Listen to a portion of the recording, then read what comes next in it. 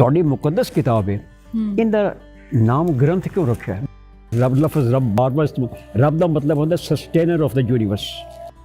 ਜਿਹੜਾ ਲਫ਼ਜ਼ ਹੁਕਮ ਹੈ, it includes the spiritual and the mundane, all aspects of human life। ਜੋ ਉਹਨਾਂ ਨੂੰ ਮੰਨਿਆ ਤੇ ਫਿਰ ਉਹਨਾਂ ਦੀ ਗੱਲ ਵੀ ਮੰਨਣੀ ਪੈ ਗਈ, ਅਮੀਰ ਹੋਵੇ ਗਰੀਬ ਹੋਵੇ, ਇਹ ਸਭ ਰੱਬ ਦੀ ਮਖਲੂਕ ਹੈ। ਦੁਨੀਆ ਦੇ ਵਿੱਚ ਸਭ ਤੋਂ ਪਹਿਲਾਂ ਜਿਹੜਾ ਸਿੱਖ ਮੈਰਿਜਸ ਐਕਟ ਉਹ ਮੈਂ ਬਣਾਇਆ ਸੀ। ਮੈਂ 45 ਮੇਨ ਗੁਰਦੁਆਰਿਆਂ ਦੇ ਵਿੱਚ ਐਡਰੈਸ ਕੀਤਾ ਸੀ। ਸਾਡਾ ਨੁਮਾਇੰਦਾ ਜਿਹੜਾ ਸੀ ਮੀਆਂ ਮੀਰ ਸੀ, ਉਹ ਗੁਰੂ ਸਾਹਿਬ ਦੇ ਨਾਲ ਖਲੋਤੇ ਹੋਏ ਸਨ। ਦੀ ਮੇਕਿੰਗ ਆਫ ਦ ਮੈਨ। ਇਹ ਮਜ਼ਹਬ ਹੋਵੇ ਤੇ ਸਿਆਸਤ ਹੋਵੇ, ਇਹ ਮੁਆਸ਼ਰੇ ਤੁਹਾਡੀ ਰੋਟੀ ਦਾ ਮਸਲਾ ਹੋਵੇ, ਸਪਿਰਿਚੁਅਲ ਡੈਮੋਕ੍ਰੇਸੀ। ਬਾਬਾ ਫਰੀਦ ਦੇ ਕਲਾਮ ਨੂੰ ਮੈਂ ਤਾਰੀਖ ਹੀ ਦੇਖਿਆ ਕਿ ਸਭ ਤੋਂ ਪਹਿਲੇ ਕਿਹਨੇ ਪਛਾਣਿਆ? ਬਾਬਾ ਨਾਨਕ ਦਾ ਜਨਮ ਹੋਇਆ, ਉਹ ਵੀ ਇਸ ਇਲਾਕੇ ਵਿੱਚ, ਪੰਜਾਬ ਵਿੱਚ। ਕਾਸਟ ਸਿਸਟਮ ਦੇ ਖਿਲਾਫ ਗੱਲ ਕੀਤੀ ਉਹਨੇ, ਔਰਤ ਦੇ ਮੁਕਾਮ ਦੇ ਉੱਤੇ ਗੱਲ ਕੀਤੀ, ਇਨਕਲਾਬ ਦੀ ਗੱਲ ਕੀਤੀ, ਚੇਂਜ ਦੀ ਗੱਲ ਕੀਤੀ, ਤੇ ਤਕੱਬਰ ਨੂੰ ਦੂਰ ਕੀਤਾ, ਲਾਲਚ ਨੂੰ, ਲੋਭ ਨੂੰ। ਕਾਇਨਾਤ ਮੇਰੇ ਵਾਸਤੇ ਬਣੀ ਹੈ। ਤੇ ਫਿਰ ਕੀ ਵਜ੍ਹਾ ਹੈ ਕਿ ਮੈਂ ਹੀ ਮहरूਮ ਹਾਂ? ਮੌਲਵੀ ਔਰ ਸਾਡੇ ਜਿਹੜੇ ਪੋਲੀਟੀਕਲ ਥਿੰਕਰ ਸਨ, ਪੰਜਾਬੀ ਜ਼ਬਾਨ ਨੂੰ ਪਾਕਿਸਤਾਨ ਵਿੱਚ ਬੜਾ ਡਿਸਕਰੇਜ ਕੀਤਾ।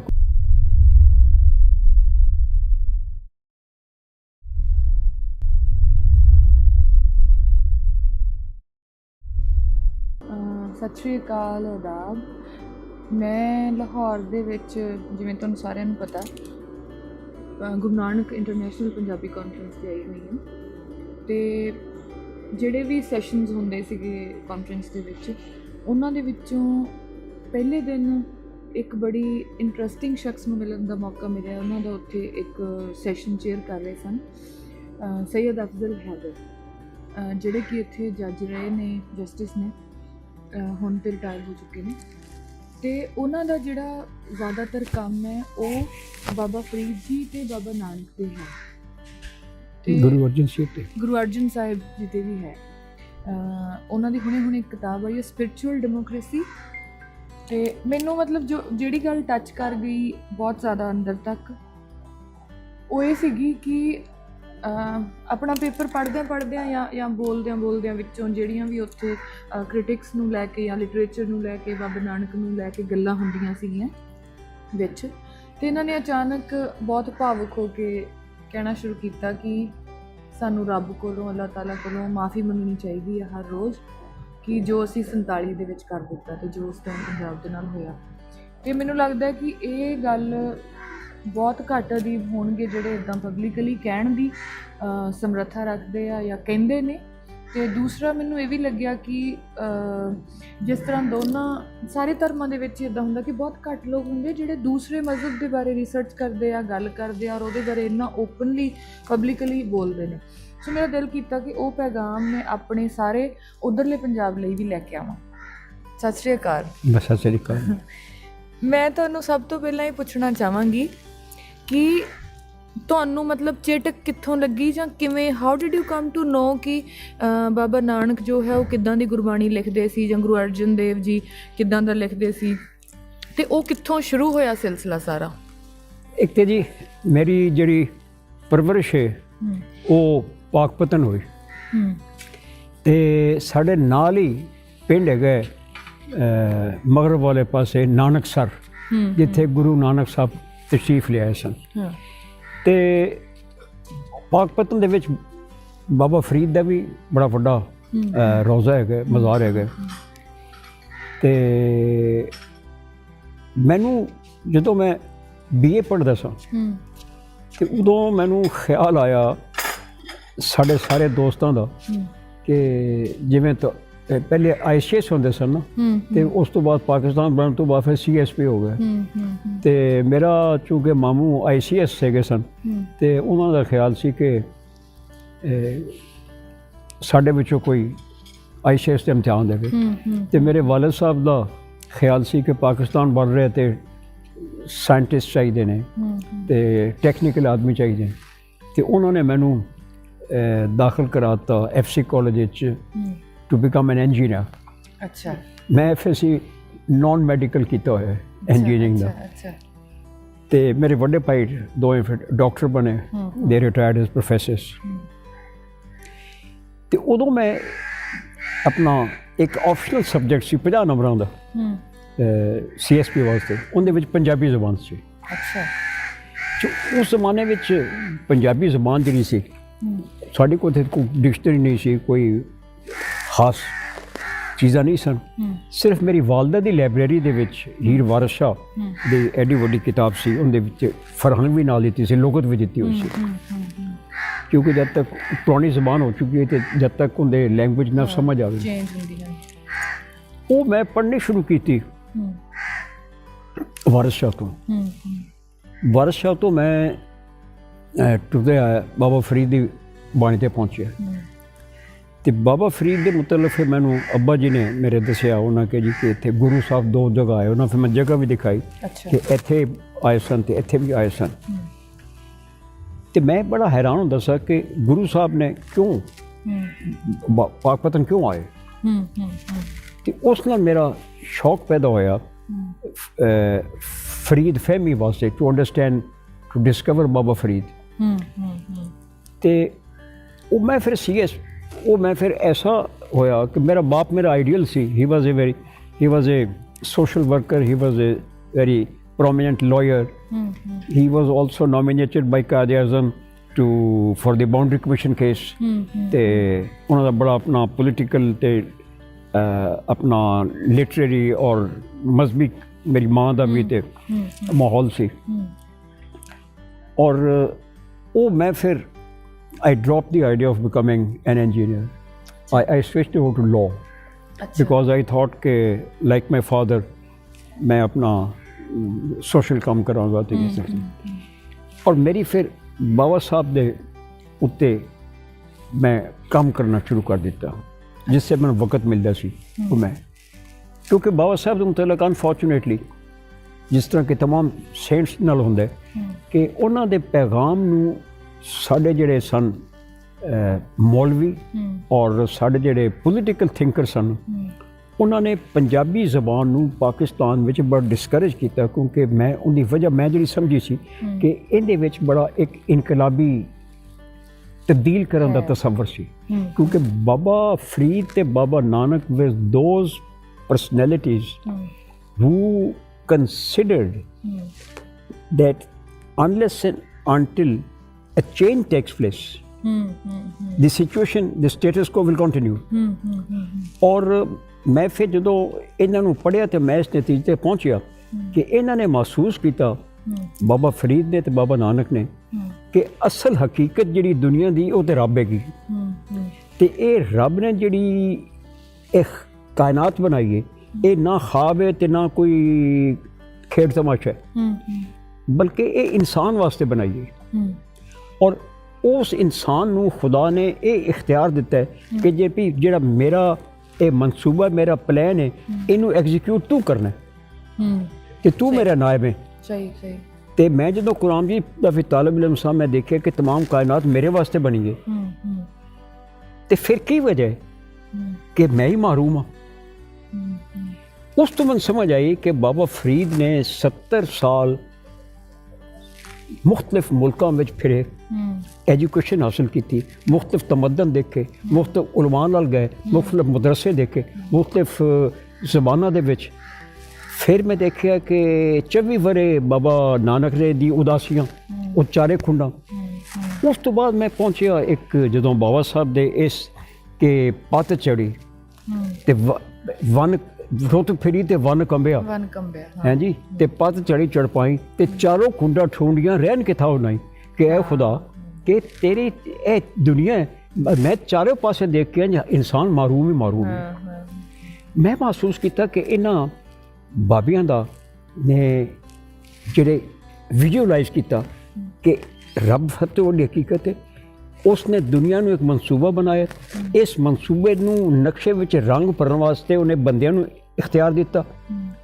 और जब तक बंदियां नूं आज़ाद ना किया जाए फिक्री तौर पर, ज़हनी तौर पर, तो उस वक्त तक जब वो अपने आप नूं पछाणनगे नहीं, कि जिसले पछाणनगे तो वो फिर तमाम हथकड़ियां नूं जिहड़ियां ते जंजीरां सदियां दियां हाँ ये जहालत है वो तोड़नगे तो उस तो बाद हकूक बशरी का ह्यूमन राइट्स का सवाल पैदा होगा।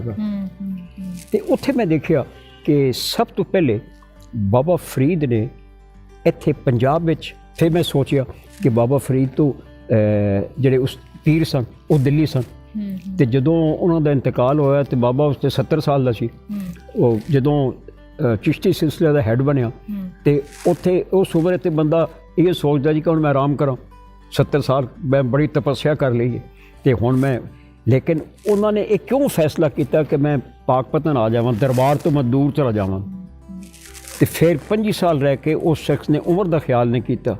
हालांकि उन्हें कहा कि इन्हां कन्ना दंदा अखां मैनू दिती हार ते वारो वारी छड़ गए सब कदमी यार, जिस बुढ़ेपे दे विच भी आके उस शख्स ने एक तारीख शुरू की।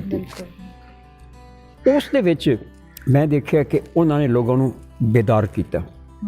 उन्होंने कहा कि उठ फरीदा सुत्या ते झाड़ू दे मसीत, तू सुता रब जागदा तेरी डाढ़े नाल प्रीत। फिर मैं इस तरह आहिस्ता आहिस्ता मैं फिर देखा कि बाबा फरीद दे कलाम नूं मैं तारीख ही देखा कि सब तो पहले किने पछाणिया, 200-250 साल किसी गल ही नहीं की। वो मैं क्या की वजह सी, वो बादशाहत सी, मलूकियत सी, ਜਿਹੜੇ कि बाबा साहब दे जिहड़ा इनकलाबी प्रोग्राम सी उन्होंने दबा दिता कि जी बाबा तो बड़ा नेक बंदा सी, वो तवीज़ देंदा सी, लोगों दुआ देंदा सी, ए हुंदा मेले ते जाओ दुआ मंगो, मतलब एक लोगों को सुआ दिता, वो पैगाम ना दिता।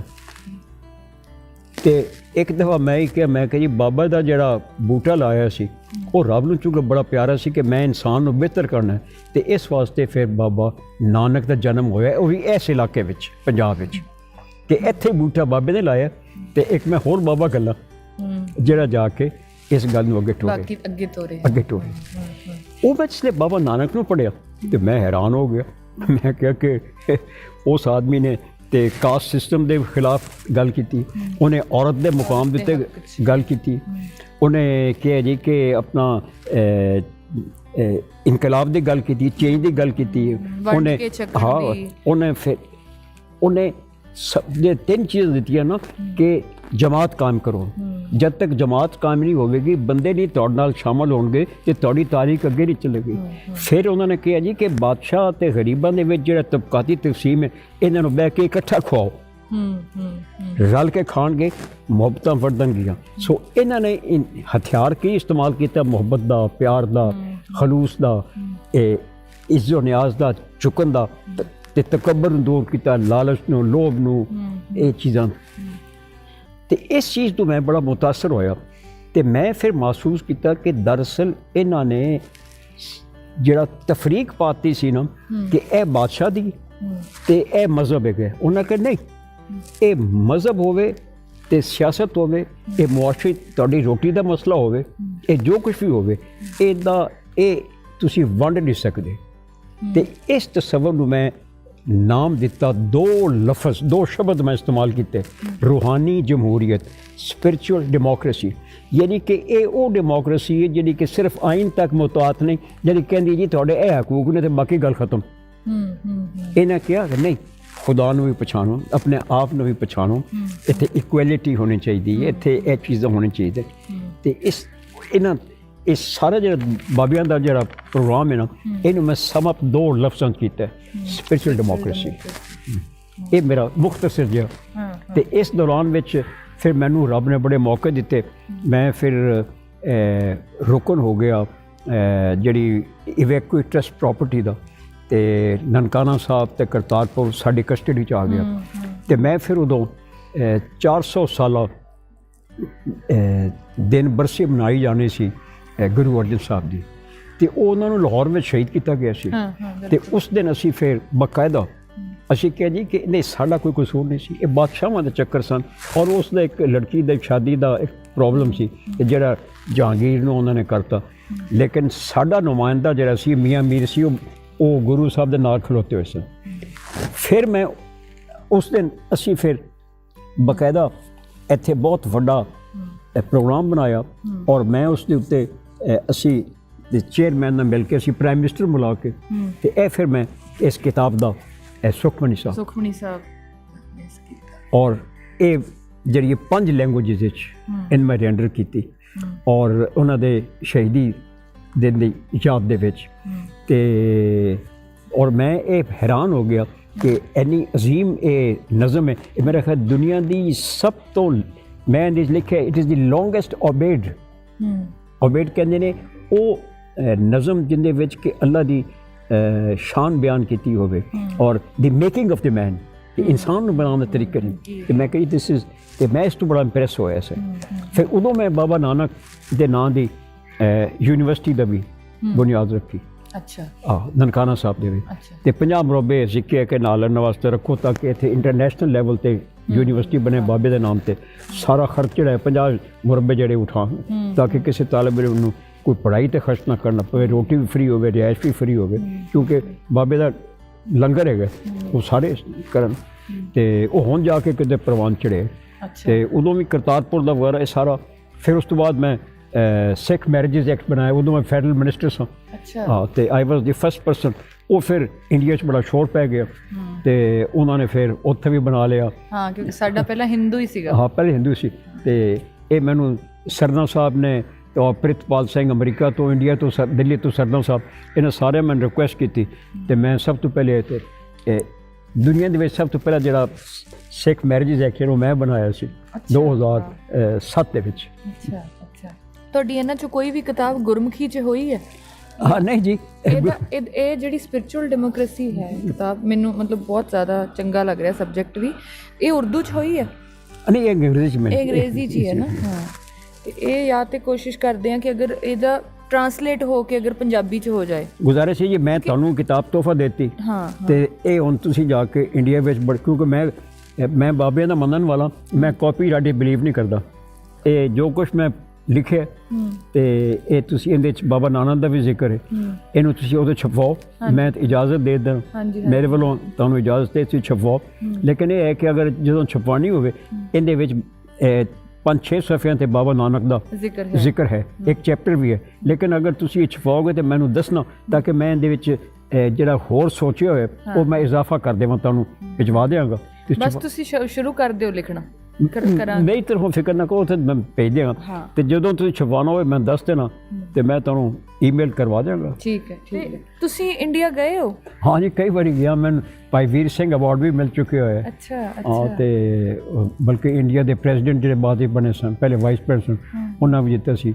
ਫਿਰ ਉਹਨਾਂ ਨੇ ਬੜੀ ਮਿਹਰਬਾਨੀ ਕੀਤੀ ਗੁਜਰਾਲ ਸਾਹਿਬ ਨੇ ਤੇ ਭਾਈ ਵੀਰ ਸਿੰਘ ਦੇ ਉੱਥੇ ਦਿੱਲੀ ਵਿੱਚ ਆ ਕੇ ਡਾਕਟਰ ਮਹਿੰਦਰ ਸਿੰਘ ਜਿਹੜੇ ਡਾਇਰੈਕਟਰ ਨੇ ਉਹ ਬੜਾ ਮੁਹੱਬਤ ਪਿਆਰ ਕਰਦੇ ਸਨ ਤੇ ਉਹਨਾਂ ਨੇ ਮੈਨੂੰ ਫਿਰ ਬਾਬਾ ਸਾਹਿਬ ਦੀ ਇੱਕ ਤਸਵੀਰਾਤੀ ਤਸਵੀਰ ਵੀ ਉਹਨਾਂ ਨੇ ਮੈਨੂੰ ਪ੍ਰੈਜ਼ੈਂਟ ਕੀਤੀ ਸੀ ਉਹ ਮੇਰੇ ਕੋਲ ਰਿਕਾਰਡ 'ਤੇ ਹੈ ਅੱਛਾ ਮੈਂ ਕਈ ਵਾਰੀ ਜਾ ਚੁੱਕਿਆ ਔਰ ਮੈਨੂੰ ਰੱਬ ਨੇ ਮੌਕਾ ਦਿੱਤਾ ਜਦੋਂ ਮੈਂ ਇਹ ਕਿਤਾਬ ਲਿਖੀ ਨਾ ਜਦੋਂ ਮੈਂ ਸਿੱਖ ਮੈਰਿਜਸ ਐਕਟ ਬਣਾਇਆ ਤੇ ਫਿਰ ਮੈਨੂੰ ਆਪਣਾ ਇੰਡੀਆ ਦੇ ਅਮਰੀਕਾ ਦੇ ਔਰ ਕੈਨੇਡਾ ਦੇ ਸਿੱਖ ਕਮਿਊਨਿਟੀ ਨੇ ਬੁਲਾਇਆ ਸੀ ਮੈਂ 45 ਮੇਨ ਗੁਰਦੁਆਰਿਆਂ ਦੇ ਵਿੱਚ ਐਡਰੈਸ ਕੀਤਾ ਸੀ ਅਮਰੀਕਾ ਵੀ ਕੈਨੇਡਾ ਵੀ ਤੇ ਉੱਥੇ ਮੈਂ ਕਿਤਾਬਾਂ ਵੀ ਜਾ ਕੇ ਇਹ ਵੀ ਦਿੱਤੀਆਂ ਸੀ ਤੇ ਤੁਸੀਂ ਸਾਡੇ ਪੰਜਾਬ ਵਾਲਿਆਂ ਲਈ ਉਧਰ ਵਾਲੇ ਪੰਜਾਬ ਵਾਲਿਆਂ ਲਈ ਪੰਜਾਬ ਤੇ ਇੱਕੋ ਹੀ ਹੈ ਵੈਸੇ ਉਹਦੇ ਲਈ ਕੋਈ ਸੁਨੇਹਾ ਦੇਣਾ ਚਾਹੋ ਸੁਨੇਹਾ ਜੀ ਕੋਈ ਹੈ ਕਿ ਰੱਬ ਕਰੇ ਕਿ ਸਾਡੇ ਬੰਦਿਆਂ ਨੂੰ ਵੀ ਬਾਬਾ ਫਰੀਦ ਦੀ ਤਾਲੀਮ ਉਹਨਾਂ ਦੇ ਖੋਪੜੀ 'ਚ ਆਵੇ ਤੇ ਤੁਹਾਡੇ ਪਾਸੇ ਵੀ ਬਾਬੇ ਨਾਨਕ ਦਾ ਜਿਹੜਾ ਪੈਗਾਮ ਹੈ ਉਹ ਲੋਕਾਂ ਦੇ ਦਿਲਾਂ ਵਿੱਚ ਉਤਰੇ ਤੇ ਰੱਬ ਦੀ ਮਖਲੂਕ ਹੈ ਅਸੀਂ ਸਾਰੇ ਹਾਂ ਭਾਵੇਂ ਕਿਸੇ ਮਜ਼ਹਬ ਦੇ ਹੋਈਏ ਕਿਸੇ ਤਹਿਜ਼ੀਬ ਦੇ ਹੋਈਏ ਕਿਸੇ ਜ਼ਬਾਨ ਦੇ ਹੋਈਏ ਕਿਸੇ ਕਲਚਰ ਦੇ ਹੋਈਏ ਅਮੀਰ ਹੋਵੇ ਗਰੀਬ ਹੋਵੇ ਇਹ ਸਭ ਰੱਬ ਦੀ ਮਖਲੂਕ ਹੈ ਤੇ ਇਹਨਾਂ ਬਾਬਿਆਂ ਨੇ ਕਦੀ ਦੁਸ਼ਮਣੀ ਦੀ ਗੱਲ ਨਹੀਂ ਕੀਤੀ ਸੀ ਤੇ ਇਹਨਾਂ ਤੇ ਮੁਹੱਬਤ ਦੀ ਗੱਲ ਕੀਤੀ ਤੇ ਅਗਰ ਅਸੀਂ ਉਹਨਾਂ ਦੇ ਮੰਨਣ ਵਾਲੇ ਹਾਂ ਅਗਰ ਮੰਨਣ ਵਾਲੇ ਅਸਲ ਤੇ ਗੱਲ ਹੈ ਤੇ ਫਿਰ ਸਾਨੂੰ ਉਹਨਾਂ ਦਾ ਕਿਹਾ ਵੀ ਮੰਨਣਾ ਚਾਹੀਦਾ ਜੋ ਉਹਨਾਂ ਨੂੰ ਮੰਨਿਆ ਤੇ ਫਿਰ ਉਹਨਾਂ ਦੀ ਗੱਲ ਵੀ ਮੰਨਣੀ ਪੈ ਗਈ ਉਹਨਾਂ ਨੂੰ ਮੰਨਦੇ ਆ ਨਾ ਉਹਨਾਂ ਦੀ ਨਹੀਂ ਮੰਨਦੇ ਹਾਂ ਬਸ ਇਹ ਫਰਕ ਹੈਗਾ ਨਾ ਇੱਕ ਮੈਨੂੰ ਤੁਹਾਡੀ ਗੱਲ ਬਹੁਤ ਪਿਆਰੀ ਲੱਗੀ ਸੀ ਜਿਹੜਾ ਤੁਸੀਂ ਦੱਸ ਰਹੇ ਸੀ ਨਾ ਪੰਜਾਬੀ 'ਚ ਹਾ ਕੱਕਾ ਤੇ ਮੰਮਾ ਆਏਗਾ ਨਾ ਤੁਹਾਡੇ ਕਾਫ ਮੀਮ ਤੇ ਇਹ ਆਏਗਾ ਉਹ ਗੱਲ ਰਿਪੀਟ ਕਰੋ ਪਲੀਜ਼ ਮੈਂ ਜੀ ਜਦੋਂ ਜਪ ਜੀ ਸ਼ੁਰੂ ਕੀਤੇ ਨੇ ਪੜ੍ਹਨੀ ਤੇ ਮੈਂ ਹੈਰਾਨ ਹੋ ਗਿਆ ਕਿ ਪਹਿਲੀ ਪੌੜੀ ਤੇ ਦੂਜੀ ਪੌੜੀ ਤੇ ਤੀਜੀ ਪੌੜੀ ਵਿੱਚ 13 ਵਾਰੀ ਲਫ਼ਜ਼ ਹੁਕਮ ਆਇਆ, ਹੁਕਮ ਆਉਂਦਾ, ਹਾਂ, ਹੁਕਮ ਤੇ ਹੁਕਮ ਹੀ। ਗਾਵੇ ਕੋ ਔਰ ਉਸ ਤੋਂ ਬਾਅਦ ਮੈਂ ਦੇਖਿਆ ਕਿ ਬਾਕੀ ਜਗ੍ਹਾ ਵੀ ਇਹ ਤੁਹਾਡੇ ਬਜ਼ੁਰਗਾਂ ਨੇ, ਬਾਬਿਆਂ ਨੇ ਹੁਕਮ ਦਾ ਬੜਾ ਕੀਤਾ ਹੈ, ਇਸ 'ਤੇ ਬੜਾ ਗੌਰ ਕੀਤਾ। ਇੱਕ ਇਸ ਚੀਜ਼ 'ਤੇ ਦੂਸਰਾ ਇਹ ਹੈ ਕਿ ਜਿਹੜਾ ਤੁਹਾਡੀ ਮੁਕੱਦਸ ਕਿਤਾਬ ਹੈ ਇਹਦਾ ਨਾਮ ਗ੍ਰੰਥ ਕਿਉਂ ਰੱਖਿਆ ਹੈ, ਮੈਂ ਇਸ 'ਤੇ ਵੀ ਬੜਾ ਗੌਰ ਕੀਤਾ। ਉਹ ਮੈਨੂੰ ਫਿਰ ਇਹ ਮਾਲੂਮ ਹੋਇਆ ਕਿ ਜਦੋਂ ਦੇ ਪੈਗੰਬਰ ਆਉਣੇ ਸ਼ੁਰੂ ਹੋਏ ਨੇ ਤੇ ਲਫ਼ਜ਼ ਕਿਤਾਬ ਆਇਆ ਹੈ। ਕਿਤਾਬ ਦੇ ਵਿੱਚ ਕਾਨੂੰਨ ਵੀ ਹੁੰਦਾ ਹੈ, ਕਿਤਾਬ ਦੇ ਵਿੱਚ ਇਖਲਾਕ ਵੀ ਹੁੰਦੀ ਹੈ, ਕਿਤਾਬ ਵਿੱਚ ਹਿਦਾਇਤ ਵੀ ਹੁੰਦੀ ਹੈ, ਜਿਹੜੀ ਕਿ ਰੱਬ ਵੱਲੋਂ ਆਈ ਸੀ। ਰੱਬ ਨੇ ਮਤਲਬ ਇਹ ਕਿਤਾਬ ਦੇਣ ਤੋਂ ਮਕਸਦ ਇਹ ਸੀ ਕਿ ਇਹ ਬੰਦਿਆ, ਮੈਂ ਤੈਨੂੰ ਪੈਦਾ ਕਰਕੇ ਮੈਂ ਭੁੱਲਿਆ ਨਹੀਂ ਤੈਨੂੰ। ਇਹ ਹਿਦਾਇਤਨਾਮਾ ਹੈ। ਹੁਣ ਦੇਖੋ ਨਾ, ਪਹਿਲੀ ਦਫਾ ਜਦੋਂ ਟੈਲੀਵਿਜ਼ਨ ਆਇਆ ਸੀ, ਮੈਂ ਆਪਣੇ ਤਾਲਿਬ ਇਲਮਾਂ ਨੂੰ ਸਮਝਾਉਂਦਾ ਹਾਂ, ਜਦੋਂ 1964 ਵਿੱਚ ਪਾਕਿਸਤਾਨ ਟੈਲੀਵਿਜ਼ਨ ਆਇਆ ਤੇ ਮੈਂ ਜਦੋਂ ਬਾਜ਼ਾਰ ਗਿਆ ਸੀ, ਮੈਨੂੰ ਤਾਂ ਨਹੀਂ ਪਤਾ ਸੀ ਟੈਲੀਵਿਜ਼ਨ ਕਿਵੇਂ ਵਰਤੀਦਾ। ਉਹਨਾਂ ਨੇ ਮੈਨੂੰ ਇੱਕ ਪੈਂਫਲੇਟ ਦਿੱਤਾ ਕਿ ਵੀ ਇਹਦਾ ਪ੍ਰੋਪਰ ਅਗਰ ਸਮਝ ਤਰੀਕਾ ਤੇ ਇਹ ਇਦਾਂ ਚਲਾਣਾ। ਫਿਰ ਮੈਂ ਦੇਖਦਾ ਕਿ ਡਾਕਟਰ ਦੇ ਮੈਨੂੰ ਨੁਸਖਾ ਲਿਖ ਦਿੰਦੇ, ਮੈਂ ਬਾਜ਼ਾਰੋਂ ਜਾ ਕੇ ਦਵਾਈ ਲਿਆਉਣਾ ਤੇ ਵਿੱਚੋਂ ਇੱਕ ਕਾਗਜ਼ ਨਿਕਲਦਾ ਕਿ ਵੀ ਦਵਾਈ ਤੂੰ ਇਸ ਤਰ੍ਹਾਂ ਲੈਣੀ ਹੈ। ਤੇ ਉੱਥੋਂ ਮੈਨੂੰ ਖਿਆਲ ਆਇਆ ਕਿ ਰੱਬ ਨੇ ਮੈਨੂੰ ਪੈਦਾ ਕਰਨ ਤੋਂ ਬਾਅਦ ਐਵੇਂ ਛੱਡ ਦਿੱਤਾ, ਭੁੱਲ ਗਿਆ ਮੈਨੂੰ। ਲੇਕਿਨ ਫਿਰ ਖਿਆਲ ਨਹੀਂ, ਮੈਨੂੰ ਕਿਤਾਬ ਵੀ ਦਿੱਤੀ। ਉਸ ਕਿਤਾਬ ਦੇ ਵਿੱਚ ਕੀ ਹੈ? ਹੁਕਮ ਹੈ। ਤੇ ਹੁਕਮ ਜਿਹੜਾ ਹੈ ਉਹਦਾ ਰੂਟ ਮੈਂ ਲੱਭਿਆ, ਉਹ ਹੈ ਹੇ ਹਾ ਕਾਫ ਮੀਮ। ਇਹ ਲਫ਼ਜ਼ ਜਿਹੜਾ ਹੈ ਇਹਨੂੰ ਮੈਂ ਫਿਰ ਫਰਦਰ ਗੌਰ ਕੀਤਾ ਤੇ ਇਹ ਤੇ ਤਮਾਮ ਮੇਰੀ ਜ਼ਿੰਦਗੀ ਉੱਤੇ ਹਾਵੀ ਹੈ। ਹੁਕਮ ਦਾ ਮਤਲਬ ਸਿਰਫ ਰੱਬ ਦਾ ਹੁਕਮ ਤਪੱਸਿਆ ਦਾ ਨਹੀਂ ਕਿ ਮੇਰੀ ਕਿਵੇਂ ਬਾਤ ਕਰਨੀ। ਇਸ ਤੋਂ ਲਫ਼ਜ਼ ਹਾਕਮ ਬਣਿਆ ਕਿ ਮੈਂ ਰੱਬ ਹਾਂ। ਇਸ ਤੋਂ ਲਫ਼ਜ਼ ਬਣਿਆ ਹੁਕਮ ਕਿ ਇਹ ਮੇਰਾ ਸਨੇਹ ਹੈ। ਉਸ ਤੋਂ ਬਣਿਆ ਮਾਕੂਮ, ਮੈਂ ਬੰਦਾ। ਉਸ ਤੋਂ ਬਣਿਆ ਹਕੂਮਤ ਕਿ ਇਹ ਤੇਰੀ ਜ਼ਿੰਦਗੀ ਦੀ ਨੂੰ ਰੈਗੂਲੇਟ ਕਰਨੀ ਹੈ। ਉਸ ਤੋਂ ਬਣਿਆ ਮਹਿਕਮਾ ਕਿ ਇਹ ਡਿਪਾਰਟਮੈਂਟਸ ਨੇ। ਉਸ ਤੋਂ ਬਣਿਆ ਮਾਕੂਮ ਮਿਲੇ ਕਿ ਮੇਰੇ ਕਿਹੜੇ ਅਮਲ ਨੇ ਔਰ ਕਿਸ ਸਟੇਜ ਤੇ ਮੇਰੇ ਜਾ ਕੇ ਲੱਗਣਗੇ। ਉਸ ਤੋਂ ਬਣਿਆ ਹਿਕਮਤ, ਵਿਜ਼ਡਮ। ਉਸ ਤੋਂ ਬਣਿਆ ਹਕੀਮ, ਵਿਜ਼ਡਮ, ਵਾਈਸ ਪਰਸਨ। ਉਹ ਮੈਂ ਹੈਰਾਨ ਹੋ ਗਿਆ, ਮੈਂ ਕਿ ਜੀ ਇਹ 14-15 ਬਾਬ ਜਿਹੜੇ ਹਨ, ਚੈਪਟਰਸ ਹਨ, ਇਹ ਤੇ ਮੇਰੀ ਸਾਰੀ ਜ਼ਿੰਦਗੀ ਨੂੰ ਕਵਰ ਕਰਦੇ ਨੇ। It is not secular only. ਇਸੇ ਵਾਸਤੇ ਮੈਂ ਨਾਮ ਰੱਖਿਆ ਸਪਿਰਿਚੁਅਲ ਡੈਮੋਕ੍ਰੇਸੀ ਕਿ ਇਹ ਜਿਹੜਾ ਲਫ਼ਜ਼ ਹੁਕਮ ਹੈ, it includes the spiritual and the mundane, all aspects of human life under the direction of the maker who has not forgotten us, who remembers us, who knows our problems, who knows our difficulties, and he knows। और सब तो ਵੱਡੀ ਗੱਲ ਹੈ ਕਿ ਉਹ ਦਿੰਦਾ ਬਹੁਤ ਕੁਛ ਹੈ ਤੇ ਹਿਸਾਬ ਇੰਨਾ ਸਾਰਾ ਮੰਗਦਾ ਹੈ। ਪਹਿਲੇ ਉਹ ਦਿੰਦਾ, ਪਹਿਲੇ ਉਹ ਗਾਈਡ ਕਰਦਾ ਤਾਂ ਉਹਨੂੰ ਰਬੂਬੀਅਤ ਕੇ ਫਿਰ ਤੁਸੀਂ ਰੱਬ ਲਫ਼ਜ਼ ਰੱਬ ਬਾਰ-ਬਾਰ ਇਸਤੇਮਾਲ। ਰੱਬ ਦਾ ਮਤਲਬ ਹੁੰਦਾ ਸਸਟੇਨਰ ਆਫ ਦਾ ਯੂਨੀਵਰਸ। ਤੇ ਫਿਰ ਮੈਂ ਦੇਖਿਆ ਕਿ ਜਿਹੜਾ ਗ੍ਰੰਥ ਦਾ ਮਤਲਬ ਵੀ ਬੁੱਕ ਹੈਗਾ। ਇਸ ਦਾ ਮਤਲਬ ਹੈ ਕਿ the book has to rule not the Kings.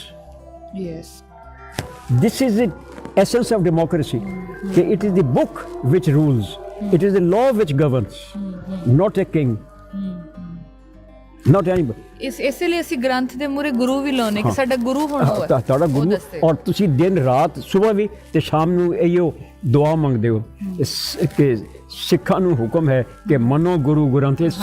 ਸਾਰ ਸੁਬਹ ਤੁਸੀਂ ਉਹ ਕਿਉਂ, ਲੇਕਿਨ ਤੁਸੀਂ ਇਹਦੀ ਐਸੈਂਸ ਨਹੀਂ ਸਮਝੇ।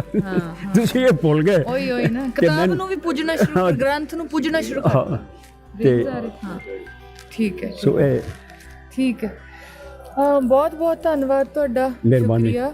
ਤੇ ਆਪਾਂ ਇਨਸ਼ਾਅੱਲਾ ਇਨ ਟੱਚ ਰਵਾਂਗੇ ਤੇ ਮੈਂ ਇਹਨਾਂ ਦੋਨਾਂ ਕਿਤਾਬਾਂ ਦਾ ਜਾ ਕੇ ਕਰਦੀ ਹਾਂ ਕਿ ਕੀ ਹੋ ਸਕਦਾ, ਤੁਹਾਡਾ ਸੁਨੇਹਾ ਕਿਵੇਂ ਪਹੁੰਚ ਸਕਦਾ ਤੇ ਤੁਹਾਡਾ ਜਿਹੜਾ ਕੰਮ ਹੈ ਇੰਨਾ ਸਾਰਾ ਉਹ ਸਾਡੇ ਕਿਵੇਂ ਖੋਪੜੀ 'ਚ ਪੈ ਸਕਦਾ। ਬਸ ਮੇਰੀ ਤਰਫੋਂ ਮੇਰੇ ਜਿਹੜੇ ਸਿੱਖ ਭੈਣ ਭਰਾ ਹੈਗੇ ਨੇ ਉਹਨਾਂ ਨੂੰ ਮੇਰਾ ਬੜਾ ਮੁਅੱਦਬਾਨਾ ਸਲਾਮ ਦੇਣਾ ਔਰ ਕਹਿਣਾ ਜੀ ਕਿ ਮੈਂ ਬੈਠਾ ਔਰ ਮੈਂ ਸ਼ਾਇਦ ਅੱਲਾ ਦਾ, ਮੈਂ ਗੁਰੂਆਂ ਦਾ ਤੇ ਮੇਰੇ ਤੇ ਇੰਨਾ ਕਰਮ ਹੈ ਕਿ ਮੈਂ ਵਾਹਿਦ ਪਹਿਲਾ ਮੁਸਲਮਾਨ ਹਾਂ ਜਿਹਨੇ ਸਿੱਖ ਮਤ 'ਤੇ ਵੀ 3 ਕਿਤਾਬਾਂ ਲਿਖੀਆਂ, ਹੋਰ ਕਿਸੇ ਮੁਸਲਮਾਨ ਨੇ ਨਹੀਂ ਲਿਖੀਆਂ। ਤੇ 7 ਕਿਤਾਬਾਂ ਮੇਰੀਆਂ ਬਾਬਾ ਸਾਹਿਬ 'ਤੇ ਤੇ ਅੱਲਾ ਦਾ ਸ਼ੁਕਰ ਹੈ ਕਿ ਮੈਂ ਸਮਝਦਾ ਮੇਰੇ ਤੇ ਉਹਨਾਂ ਦਾ ਕਰਮ ਹੈਗਾ। ਧੰਨਵਾਦ।